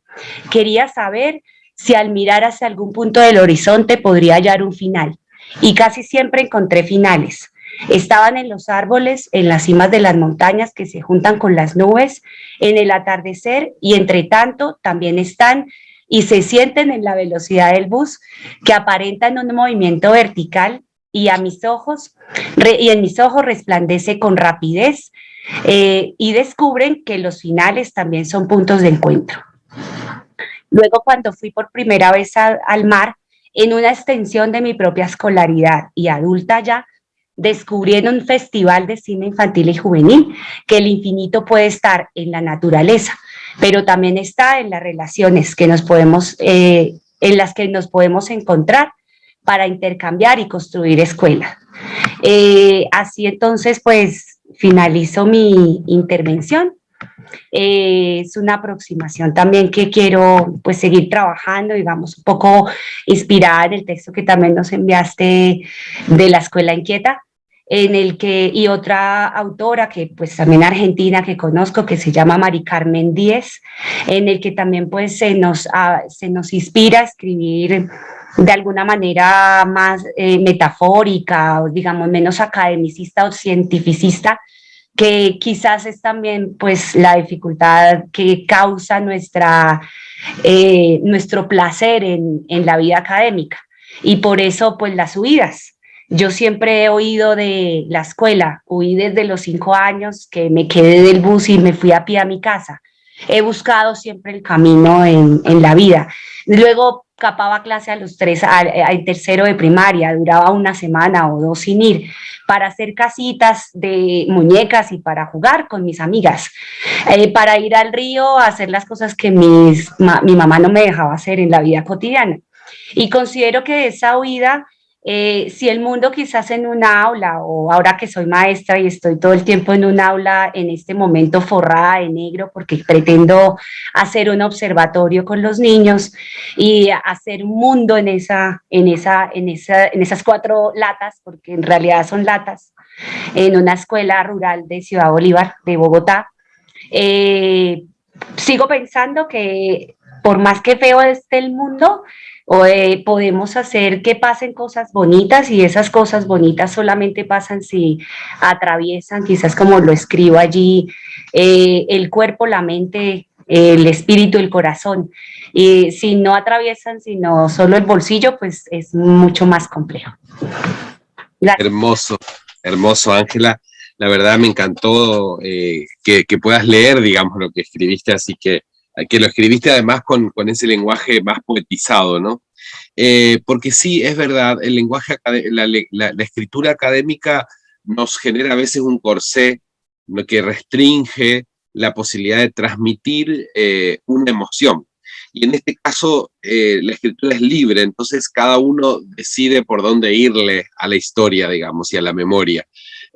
Nuestra propia memoria es imposible que la podamos capturar en la rigidez del corsé de la academia. Entonces, por eso estoy proponiendo este ejercicio. Sandra creo que es la última que levantó la mano y con ella vamos a entonces cerrar estas presentaciones. Hola, Sandra. Hola, buenos días. Bueno, la verdad es que la escuela para mí siempre ha tenido como un espacio como muy importante en mi vida. Cuando comencé a escribir, yo dije que de todo escribo, porque siento que la escuela fue como un espacio seguro, un espacio protegido, un espacio donde uno dejó fuera como muchos miedos. Empecé a escribir sobre profesores memorables y la verdad es que recuerdo mucho, casi no recuerdo en la escuela profesores que me hayan marcado a lo mejor negativamente. Y creo que incluso la escuela, mi experiencia en la escuela, que fue siempre en la misma escuela, desde los 5 años hasta que terminé a los 18, me marcó de alguna manera mi elección vocacional de ser docente. Y estaba escribiendo respecto a estos profesores o profesoras memorables y tengo una hija que estudia pedagogía también. Entonces, hace 2 días me preguntó por un tema de su clase, que le contara un poco de mi experiencia escolar, pero en los años 80, y que me hizo mucho, como ahora que escuchaba a Julio, una experiencia similar, porque en los años 80 me tocó, ¿cierto?, toda la experiencia de dictadura. Eder, necesitamos silenciar el micrófono. Sí, un momentito. Gracias. Entonces fue como el periodo de dictadura. Y claro, y en mi familia como fue un periodo como bien complejo, porque yo tuve un abuelo que estuvo detenido, familiares que exiliados. Entonces en mi hogar como que se nos inculcó mucho el miedo, como cuidado con lo que hablas, no participes de actividades políticas. En esa época también estaban prohibidas incluso las organizaciones estudiantiles, los centros de estudiantes, los centros de padres. Sin embargo, en mi escuela, que era una escuela católica, nosotros teníamos centros de estudiantes, habían centros de padres, como que las hermanas que estaban a cargo, pero una congregación de hermanas, iban contra todo eso, y también nos ocurría que esa escuela convivíamos personas como de orígenes sociales muy distintos, de creencias muy distintas, y recordaba, por ejemplo, que una de mis compañeras, el 29 de marzo, hace poquito, acá en Chile se conmemora el Día del Joven Combatiente, y también fue el día en que secuestraron a 3 profesores y los degollaron. Entonces, y una de mis compañeras era hija de un carabinero que estuvo a cargo de esa operación, y que era una compañera que nosotros, porque en mi escuela habían hijos de militares, hijos de médicos, hijos de obreros, de todo, o sea, como una diversidad, pero todos nos sentíamos protegidos ahí, porque mi hija me preguntaba, pero mamá, ¿no te daba miedo que tú tuvieras como compañera hijas de militares? O incluso en enseñanza media también se daba que muchos estudiantes que eran echados de sus liceos por temas políticos llegaban a nuestro colegio. Y cuando ocurrió esto de los profesores degollados, me acuerdo, llegó mi compañera el otro día, porque supimos, ¿cierto?, por la prensa, y fue incómodo, porque no hallábamos cómo reaccionar frente a ella, qué decirle, porque sabíamos que su papá fue el que había participado en esa operación.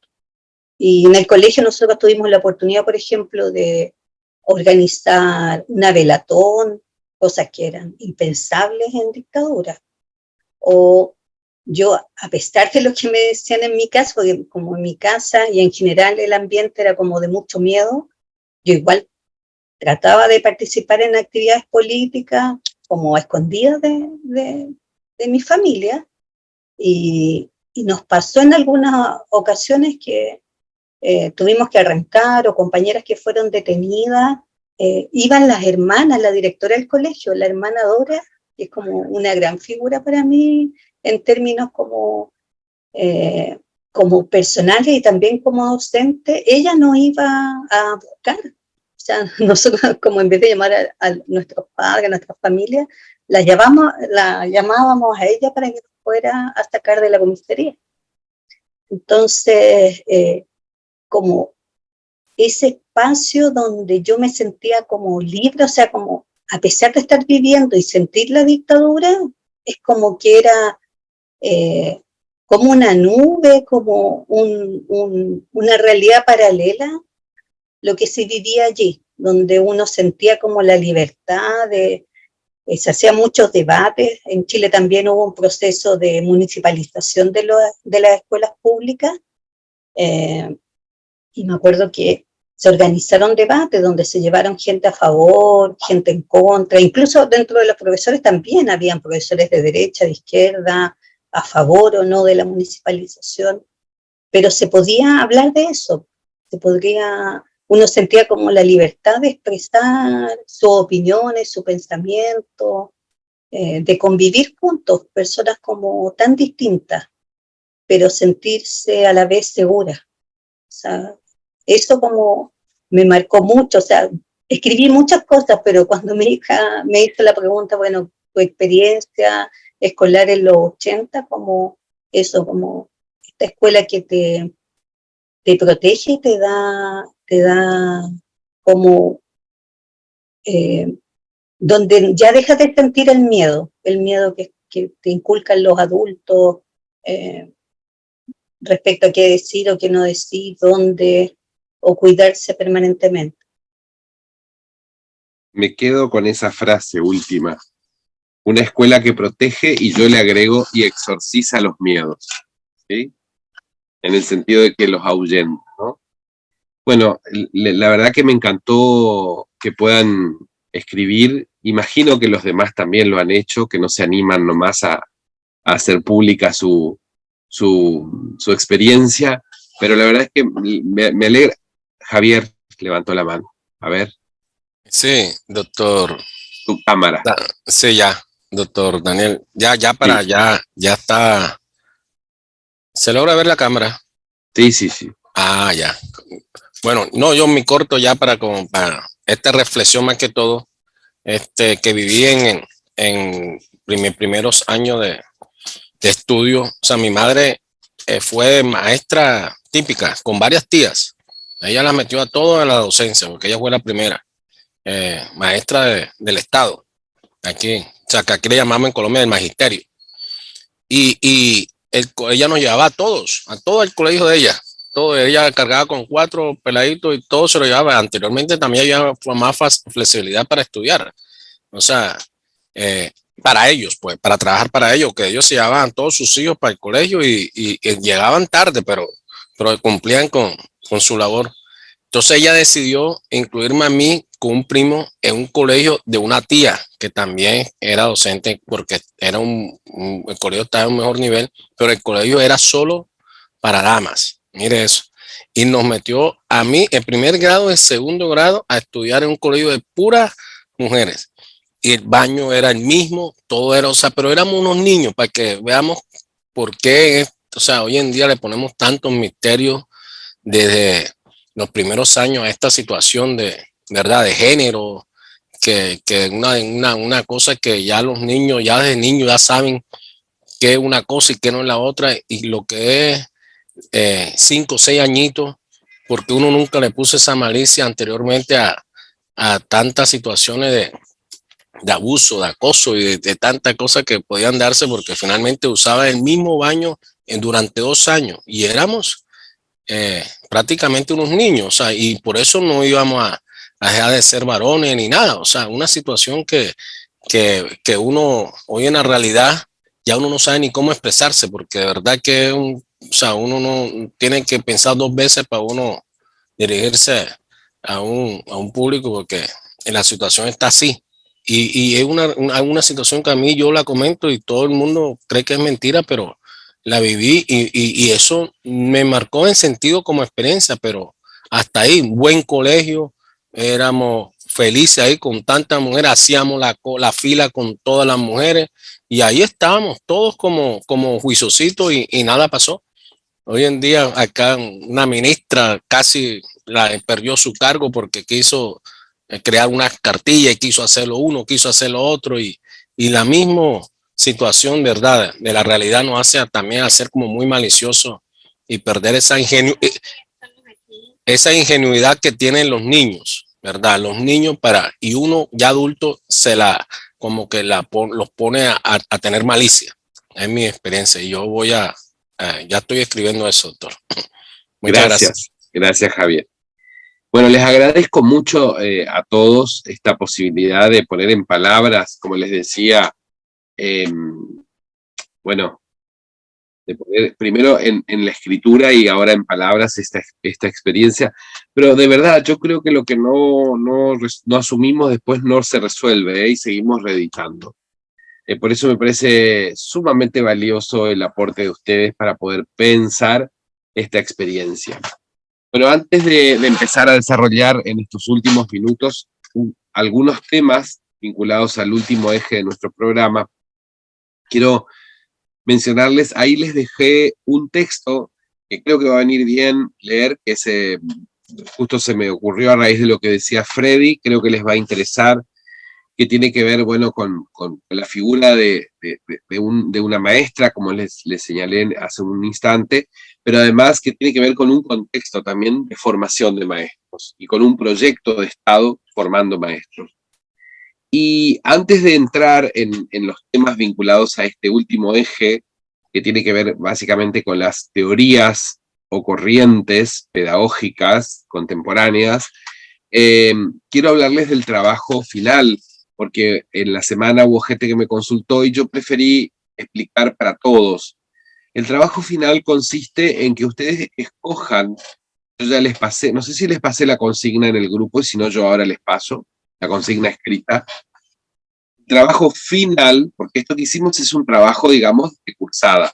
El trabajo, como las lecturas que venimos haciendo. El trabajo final consiste en que ustedes escriban un texto, un pequeño ensayo, un pequeño texto de unas 10, 12 carillas, en el que ustedes elijan un tema, un problema, algo que se vincule, por ejemplo, de sus propios intereses de investigación doctoral con la multiplicidad de cuestiones que estamos trabajando acá. Yo estoy seguro que algo se va a vincular porque este seminario del doctorado, es troncal y trabaja, digamos, un espectro muy amplio del campo educativo, así que seguro algo van a encontrar. Entonces, ¿cuál es la idea? Que puedan escoger una de 2 opciones. O escriben unas páginas para su tesis doctoral, sería una entrada a su tesis, una suerte de conexión de la tesis con el campo pedagógico, con el marco pedagógico, o escriben un artículo para publicarlo. Nosotros hicimos ya una primera publicación de artículos de trabajos de doctorantes, con el doctor Avendaño los venimos compilando. Creo que les compartí el libro, si mal no recuerdo, ¿sí? Bueno, la idea es continuar con esa experiencia, así que eso lleva mucho tiempo porque el editor devuelve para que hagan, vieron que, como les dije, la escritura académica restringe, o sea, la escritura académica es una escritura que tiene un corsé, ¿sí? Entonces, también hay que, digamos, ajustarse a ese corsé. Pero bueno, saldría en una publicación que primero es digital, pero también después se presenta en formato papel. Y también me gustaría que estas historias de su propia biografía hagan los recortes necesarios para hacer como una suerte de publicación a la que vamos a llamar docentes memorables y docentes olvidables. ¿Qué les parece? ¿Sí? Podemos hacer, son textos más breves, de lectura más ágil, podemos poner así como narrativas de doctorantes, y hacemos una publicación como si fuera una suerte de revista, donde contemos esto y hagamos estos homenajes como autorreflexivos. ¿Qué les parece? ¿Parece posible? ¿Sí? Sí, perfecto. Sí, Bueno, entonces, sí, bien. Entonces, lo que vamos a hacer es, yo les voy a pasar después un mail para que vayan enviando esto que ya hicieron durante el cursado, que es la propia biografía, pero, ojo, lo que ustedes quieren contar de eso, ¿se entiende? Hagan los recortes ahora para un público que puede ser cualquiera, o sea, yo eso le voy a compartir a otros estudiantes, tanto de pregrado, de grado, como de posgrado, así que eso ya después circula, digamos. Y el trabajo final, que van a tener un par de meses para hacer, que ustedes van a escoger un tema, un problema, como les dije, van a elegir de ahí algunos textos de la bibliografía obligatoria, y luego elegir si quieren hacer o una entrada, ¿sí?, para su tesis, o un artículo académico para publicar. ¿Entendió en qué consiste el trabajo final? Así yo ya me quedo tranquilo, digamos, si todo el mundo entendió, si no lo vuelvo a explicar. Profe, ¿algo me escuchan? Sí. Hola, Eder. Profe, Es la tengo cámara una consulta. prendida. Sí. Tengo una consulta. Bueno, estoy aquí junto a un evento deportivo y hay bastante ruido. Yo estuve viendo el trabajo final y no sé si entendí mal, pero hablaban de dos escritos. No sé si alguien me colabora ahí, alguien que esté viendo. ¿Cómo? ¿Cómo? El trabajo final es un solo escrito. Es uno solo. Tienen que elegir opción 1 u opción B. ¿Se entiende, Eder? Sí, así como usted lo explica ahora, sí entiendo como uno solo. Pero me pareció haber leído una orientación sobre dos textos, ¿no? Por eso digo, no sé si algún compañero que esté leyendo ahora la... Es que hay dos opciones, la opción A o la opción B. Así es. Entonces, o sea, sí hay una propuesta de dos, pero se elige uno de los dos. Exacto. Ok. Se elige uno de los dos. O sea, no me hagan corregir dos trabajos, ¿se entiende? Con uno es suficiente. Elijan ustedes el que quieran, pero además yo ahora estoy agregando esto otro para el que quiera publicar este trabajo que escribieron, que lo escribieron tan bien. Bueno, si quieren, podemos armar otra cosa, digamos, con eso, ¿ok? Bueno, ahora sí, ¿alguna consulta más sobre el trabajo final? Sí, doctor, la fecha. ¿Cuál es la fecha y se le envía a dónde? Bueno, yo les voy a pasar después toda esa información, pero básicamente son 2 meses desde que, o sea, tienen entre 2 y un poco más de tiempo, pero yo les voy a decir 2 meses. Entonces, si alguien se demora un poco más, no hay problema, pero 2 meses para escribir el trabajo, ¿está bien? Hasta 2 meses. Sí, buenos días, colegas. Hola. Me parece que sí estaba en el documento que nos compartió el tiempo que decía que desde el finalizado del cursado tenemos 6 meses posteriores para presentar. Eso estaba en el eso dice por eso dice el reglamento. Ustedes tienen hasta 6 meses, pero ustedes grábense en la cabeza 2 meses, porque yo conozco porque me conozco, digamos. Si uno dice, me falta tiempo, después cuando llegó el tiempo, resulta que no escribió. Entonces, lo que tenemos que hacer es en 2 meses estar tratando de cerrar el trabajo. Si alguien se demora, porque además yo, si algo hay que ajustar, les voy a devolver. ¿Se entiende? Les voy a devolver, les voy a pedir que lo vuelvan a escribir o que arreglen, o si encuentro algún espacio de plagio, les voy a devolver para que quiten o para que hagan la cita que corresponda, ¿se entiende? Así que sí, es en total hasta 6 meses, pero traten de en 2 meses estar más o menos presentando, así no se quedan atrás, ¿ok? Más o menos para el 1 de junio, ¿sí? O sea, digamos como fecha, Sí, fecha para el 1 de julio. junio, sí, sí, mayo, junio. Oh, no, vamos a Julio, terminar en julio, porque van a tener mayo,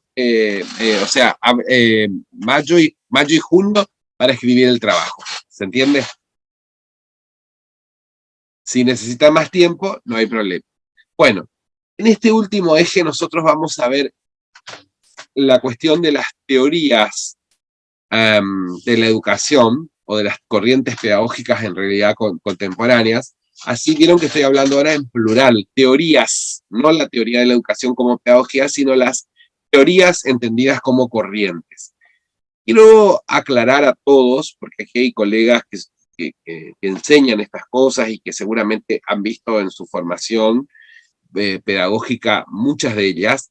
Quiero aclarar que esta es una manera de agruparlas, que hay una infinidad de modos de concebir las corrientes pedagógicas, y de hecho uno podría tomar un corte más histórico o un corte más en función, digamos, de los objetos de los que se ocupan.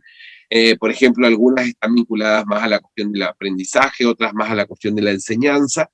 Yo escogí esta. Me parece interesante la perspectiva, me parece amplia y a la vez, en términos didácticos, creo que nos va a permitir comprender por lo menos el objetivo al que yo quiero llegar. Para poder tomar esta denominación, o para poder llegar a esta denominación, yo tomé a Derme Balsaviani, que es un pedagogo brasileño, un discípulo de Paulo Freire, que escribe este artículo que yo después les voy a proveer. Escribe este artículo hacia finales, en la década del 80, en la década, si fines de los 70, década del 80. O sea, el texto que vamos a trabajar tiene casi 50 años. Sin embargo, yo le encuentro una vigencia en el modo de entender estas teorías. Por supuesto que hay actualizaciones que dar, ¿no? Pero en ese momento él partía de esta cuestión. Él decía que el problema que atraviesa la educación latinoamericana es el problema, decía él en ese momento, de la deserción, del analfabetismo o del semi-analfabetismo, entendiendo un contexto en el cual los sistemas educativos además empezaban a preocuparse por esta cuestión, ¿no? O sea, la educación produce, en la educación se producen estos fenómenos de deserción, analfabetismo y semi-analfabetismo. Entonces, lo que él dice es que frente a ese problema, básicamente, el efecto que produce es la marginalidad, o sea, el quedar por fuera. Y dice que eso se explica o se intenta explicar a partir de básicamente tres grupos de dos grandes grupos de teorías y una tercera posición, para que se comprenda. Por un lado, las corrientes no críticas, y por el otro lado, las corrientes crítico-reproductivistas. Yo no sé si puedo, a ver, porque esto está mal. Bueno, después les voy a arreglar el PowerPoint, pero acá donde dice, miren, a ver si yo puedo, no puedo intervenir. Acá me parece que se ve mejor. En las teorías no críticas, Derme Balsaviani menciona a la pedagogía tradicional, a la pedagogía de la escuela nueva y a la pedagogía tecnicista.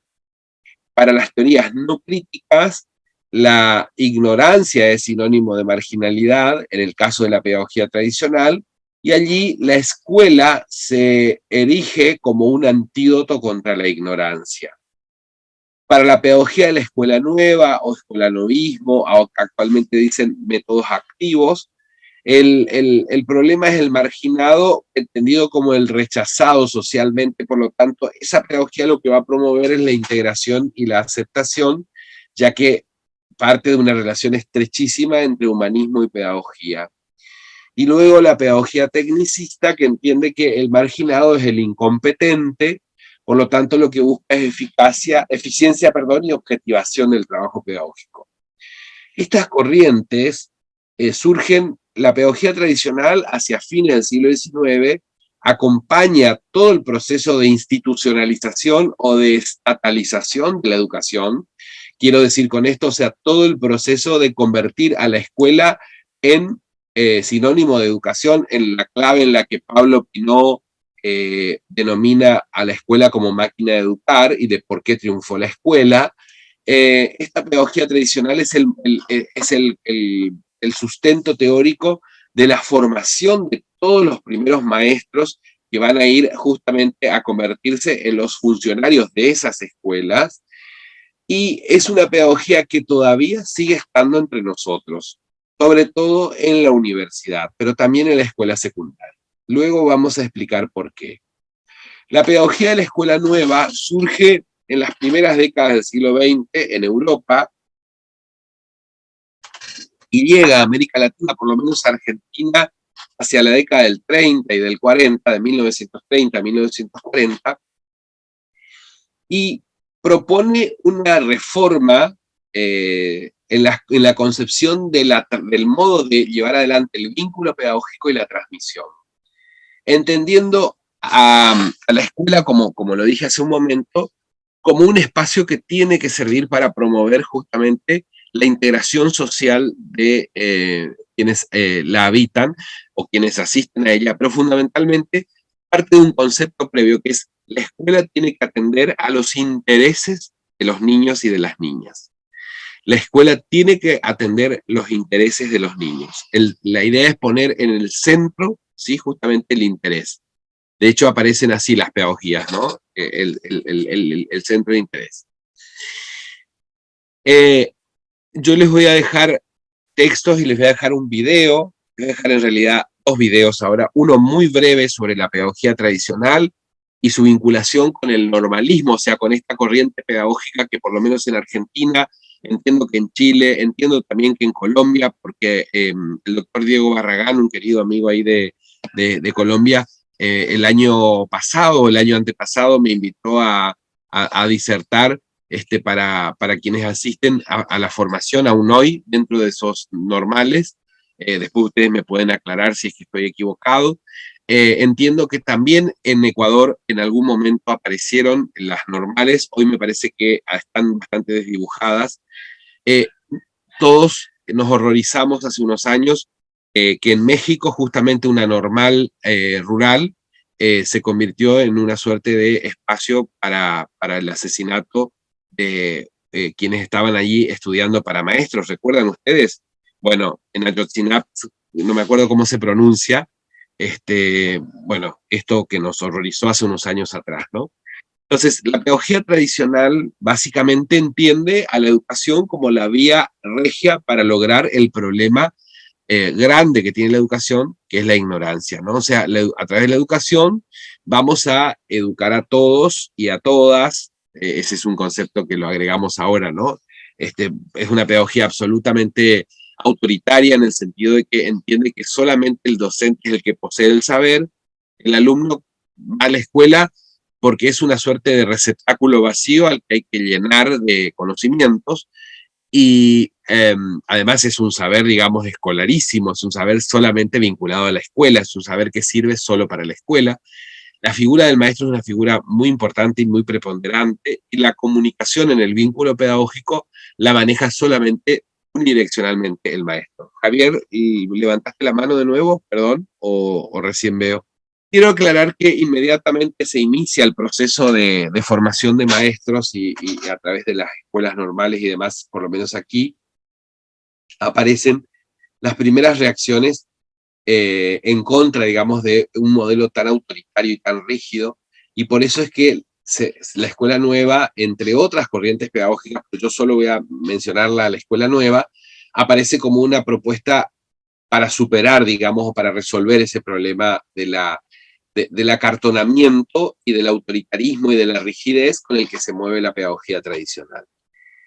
Esta escuela nueva, sin embargo, está puesta por Derme Balsaviani en lo que él llama teorías no críticas. Y después vamos a ver por qué son teorías no críticas.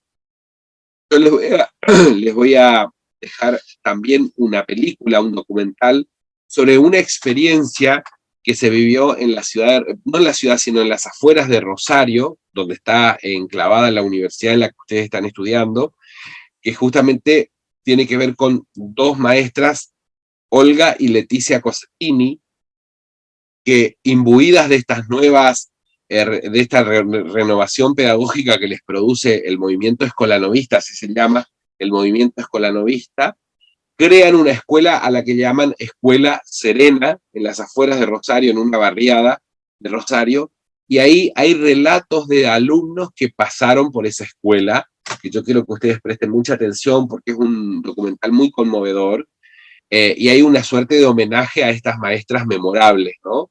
Ya van a ver por qué, no les voy a anticipar, digamos, pero quiero que presten mucha atención. Luego, hacia la década del 70, aparece esta idea de que la escuela en realidad hace un trabajo poco eficiente, y los docentes también hacemos un trabajo poco eficiente. Entonces aparece una obsesión por lograr eficiencia en la educación. Esa obsesión se llama pedagogía tecnicista. Entiende que el trabajo de la escuela es justamente un trabajo que tiene que empezar a burocratizarse en el sentido de proponer objetivos de conducta verificables, objetivos de conducta que puedan ser absolutamente medibles y verificables, y todo esto en un trabajo que busca la eficiencia básicamente dentro del sistema educativo. Quiero aclarar que estas tres pedagogías a las que Saviani denomina teorías no críticas siguen estando presentes hoy, ¿sí? Algunas con mayor peso, otras con menos influencia. Vamos a trabajar sobre ellas, vamos a hablar sobre ellas en estas clases, pero básicamente de eso se trata, digamos, la propuesta de estas clases, de poder pensar que las teorías no críticas surgen hacia fines del siglo XIX, con la pedagogía tradicional, y que tienen todavía reminiscencias en este hoy, en esta actualidad. No sé en sus países, pero en Argentina me atrevería a decir que mayoritariamente es la pedagogía tradicional, con su modelo logocéntrico, con un modelo de clase centrado en la exposición del docente y en la actividad pasiva del alumno, entendiéndolo como aquel que escucha y toma la nota, es el que sigue predominando en las universidades y en muchas propuestas de educación secundaria también. Entonces, digo, estos espectros siguen estando presentes y en alguna medida creo que si queremos resolver la educación, en algún momento habrá que exorcizarlo, ¿no? Así que bueno, de eso se trata. Bueno, mis queridas y queridos colegas, estamos en los últimos minutos, quiero saber cómo se han sentido, qué les ha parecido esto, ¿venimos bien? ¿Sí? ¿No? ¿Una porquería? Excelente, doctor. Excelente. Entonces, bueno, sobre todo estos aportes de la pedagogía no crítica y esperando pues los aportes de la pedagogía crítica. Así que bueno, gracias por... Bien. Ya vamos a llegar a ellos. Sí. Perdóneme un ratito que aprovecho para hacerle una consulta en esas teorías de la pedagogía no crítica. Sí. A nosotros nos pasa algo en Ecuador que no sé si sucede en Argentina. Por una parte, en la universidad se ven modelos de pedagogía tradicionales, pero las instituciones evaluadoras, como el CASES en Ecuador, que es el Consejo de Aseguramiento de la Calidad de la Educación Superior, tiene un enfoque muy tecnicista. Entonces, claro, hay un manual de evaluación que nos tenemos que someter todos cada 4 años, con un grupo de indicadores cuantificables, no importa al final del día los resultados que has tenido o el impacto real que has tenido en la sociedad, si no cumples ese grupo de indicadores no te acreditas y punto. Así es. Así y es. eso tiene un impacto enorme. Por ejemplo, yo que trabajo en una institución privada, literalmente nos jugamos la vida, la continuidad. Nosotros a veces en consejo directivo bromeamos con la rectora y decimos, cuidado porque nos cierran. O sea, literal a ese nivel. Entonces, esa como que, no sé si diría mezcla, sino más bien contraposición de nosotros contra ellos y no nosotros trabajando juntos por lograr un modelo educativo mejor. Es un tema, es una problemática de todos los días. De hecho, la rectora que está haciendo también el doctorado en la Universidad de Rosario en Argentina, está haciendo su doctorado precisamente en este tema de evaluación. Y ¿Quién es la rectora? Marisa Salazar. Capaz fue mi alumna, tal vez. El profesor Noro Eduardo Noro es su tutor. Entonces, justamente ahorita escuchándolo hablar de este tema de la pedagogía tecnicista, creo una lucha entre la universidad, el instituto, las instituciones de educación superior en general y los consejos de aseguramiento de la calidad de la educación superior. No sé si es una realidad de toda Latinoamérica, nosotros lo vivimos aquí, lo viví en Cuba cuando trabajaba en la universidad en Cuba y ha sido de verdad un sufrimiento. Solo quería, porque eso... Muy bueno el aporte, porque actualiza y ubica en contexto, digamos, esto que por allí se piensa de manera teórica. Bien. Bueno, muchas gracias y nos vemos en la próxima clase, creo que es el fin de semana que viene, no, en la siguiente. Así que yo les voy a dejar los videos y algún otro texto más como para seguir aprovechando estos días que nos quedan. ¿Ok? Gracias. Chao. Pasen bien. Adiós.